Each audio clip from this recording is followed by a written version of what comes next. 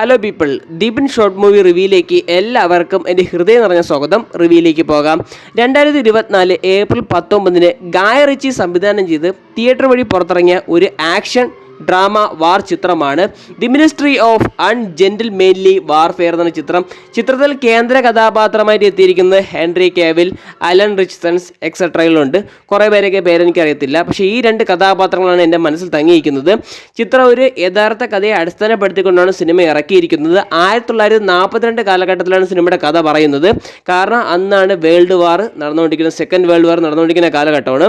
ഹിറ്റ്ലറും ബ്രിട്ടീഷുകാരും തമ്മിലുള്ള തർക്കമാണ്, അഥവാ ജർമ്മനും ബ്രിട്ടനും തമ്മിലുള്ള തർക്കത്തിൽ ഹിറ്റ്ലറെ ഭയന്ന് ബ്രിട്ടീഷുകാർ ചെയ്തതെന്ന് വെച്ചാൽ നമ്മുടെ നാസീസ് എന്ന് വിളിക്കുന്ന റഷ്യക്കാരുടെ കപ്പൽ നാവികസേനയെ ചെറുത്ത് നിർത്താൻ വേണ്ടി കപ്പൽ അടിച്ചുകൊണ്ട് വരുന്ന കഥയാണ് സിനിമയുടെ മെയിൻ പ്ലോട്ട് എന്ന് പറയുന്നത്. കാരണം നാസിക ബലയിൽ ഹിറ്റ്ലറിൻ്റെ പടയെന്ന് പറഞ്ഞാൽ വളരെ മുന്നിലായിരുന്നു. അതിനെ ചെറുക്കാൻ ഒരു ഒറ്റ വഴിയുള്ളൂ, റഷ്യക്കാരുടെ കപ്പൽ. അപ്പോൾ അവരുടെ കപ്പൽ നിന്ന് അടിച്ചുകൊണ്ട് വരുന്ന പണിയാണ് ഈ ബ്രിട്ടൻകാരന്മാർ ചെയ്തത്. അപ്പോൾ അങ്ങനത്തെ ഒരു പ്ലോട്ട് വെച്ചാണ് സിനിമ ഇറക്കിയിരിക്കുന്നത്. കാരണം ഈ സിനിമ ഓൾ റൗണ്ട് എടുത്തു നോക്കിക്കഴിഞ്ഞാൽ ഇതൊരു ഹൈ ലെവലിലോട്ട് ആദ്യം പോയി പിന്നെ ഹൈ ലെവൽ താഴോട്ടാണ് പറഞ്ഞത്. എന്ന് വെച്ചാൽ ഗ്രാഫ് പോലെയാണ് സിനിമ പോകുന്നത്. ഓൾറൗണ്ട് ഈ മൂവി എടുത്തു നോക്കിക്കഴിഞ്ഞാൽ ഒരു നല്ലൊരു സിനിമ തന്നെ പറയേണ്ടിയിരിക്കുന്നു. ഹെൻറി കാവിൽ, അലൻ റിച്ച്സൺ എന്ന് പറയുന്ന കഥാപാത്രങ്ങൾ ഗംഭീരമായി വന്നിട്ടുണ്ട്. കാരണം വെച്ചാൽ ഇവർ തമ്മിൽ ആ ക്യാരക്ടർ, ആ ഫിലിപ്പ് എന്ന് പറയുന്ന ക്യാരക്ടർ അവതരിപ്പിക്കുന്ന ഹെൻറി കാവിൽ അതിന് നീതി പുലർത്തിയ ഒരു ക്യാരക്ടർ തന്നെയാണ്.